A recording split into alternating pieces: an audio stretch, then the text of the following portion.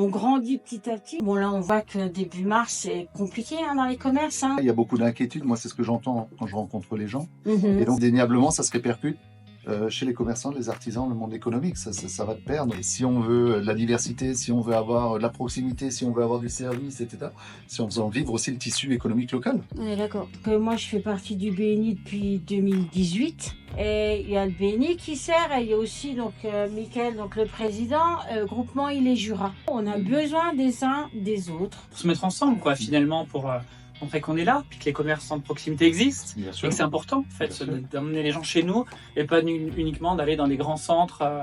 Il y a aussi autour de chez eux des commerces dynamiques avec plein de spécificités. Mais moi je crois que c'est un effort collectif. Alors oui, l'État doit travailler ces sujets-là. Oui, vous le faites au quotidien, vous renouvelez, la preuve, on en parle aujourd'hui. Mais il y a aussi les habitudes des consommateurs.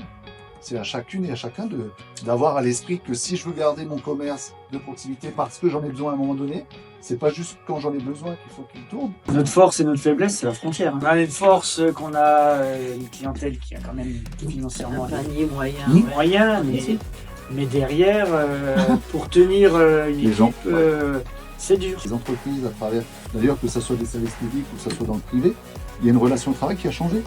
Et c'est vrai chez les artisans, chez les commerçants, les multinationales, eh bien, la nouvelle génération ne met plus les priorités aux mêmes endroits.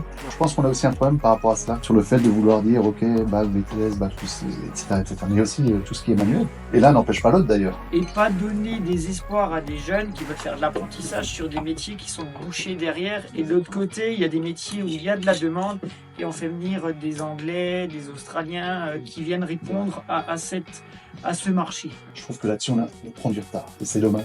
Parce qu'il y a plein de jeunes. On parlait des passeurs d'expérience. J'ai discuté avec des jeunes.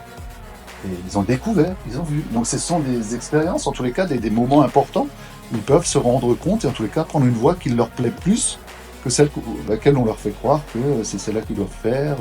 Et ça veut dire que sur l'orientation, c'est plus que primordial.